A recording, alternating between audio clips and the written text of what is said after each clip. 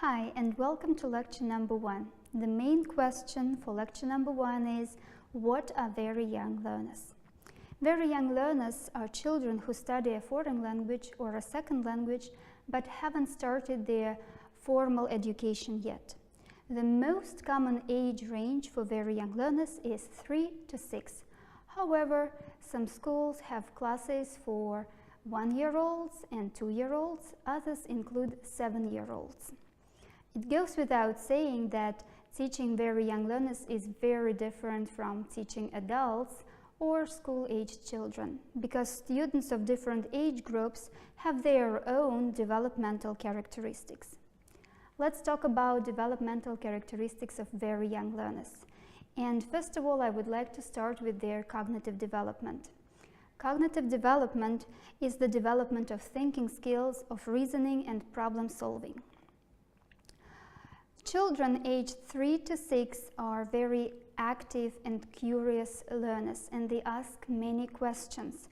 However, their attention span is limited. It is short. Attention span is the amount of concentrated time a person can spend on a task without being distracted. The smaller a child is, the shorter his or her attention span is.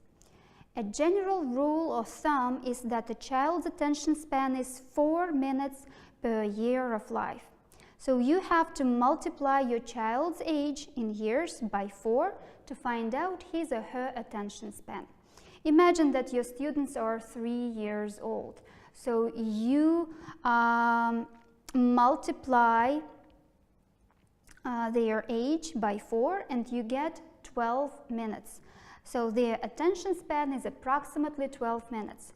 However, I would like to stress that this number is not absolute, because usually attention span is a bit broader and it can vary from child to child and from day to day, depending on mood, depending on their interests, depending on their environment, and so on.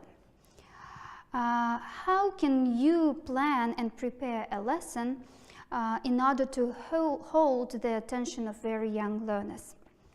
Rule number 1, switch activities every 5 to 10 minutes, unless you see that your students are fully absorbed in the activity.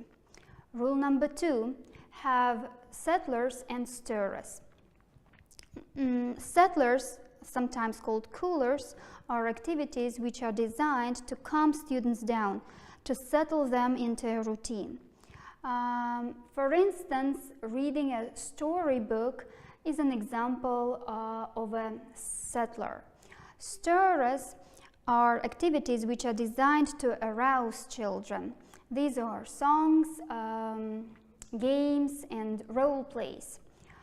Rule number 3, look for ways to keep very young learners interested in the activities they start. So you have to follow their interests, because when children are interested in the activity they are doing, they usually forget about time. Another question that comes to mind in this regard is the length of a lesson with very young learners. Traditionally, lessons last around 45 minutes. This is the most popular length among teachers.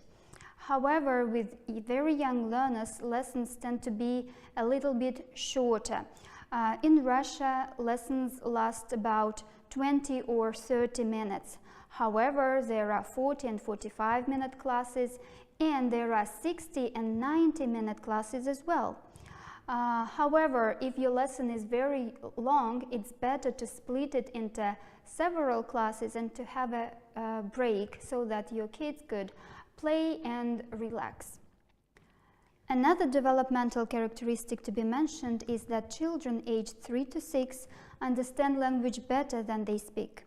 They go through the so-called silent period. The silent period, or pre-production, is a stage in second language learning when children absorb a new language but they do not produce it. The teacher is recommended to wait for student speech to emerge naturally rather than forcing them to speak, as it may create stress. What determines the length of a silent period? There are several factors involved. First, personality of a student plays a key role, because some students are shy and quiet, and it usually takes longer before they start producing a language, before they start speaking. Secondly, native culture will also play a role. In many cultures, for example, girls are not allowed or are not expected to speak out. And thirdly, teacher instruction is an important factor in the length of a silent period. So what can you as a teacher do to encourage very young learners to produce language without stress? First of all, do plenty of choral work first. You can sing songs in chorus. Then you can use puppets to help everyone become more expressive, because when your children have puppets in their hands, they believe that their puppets talk. And finally, you should create such an atmosphere where making mistakes is okay, because some students do not want to talk because they are afraid of making mistakes, they are afraid of being punished, and so on. And how can you check their understanding if they do not produce language yet? Do they learn a language or not? You can use the so-called total physical response method, or TPR. In TPR, instructors or teachers give commands in their target language, and students respond with whole body actions. For instance, you can say, come here, please, and the child, the student, has to come. Then you can make your instructions more difficult, like come here like a dinosaur, or come here like a butterfly. And then your instructions can become even more difficult. You can add adverbs.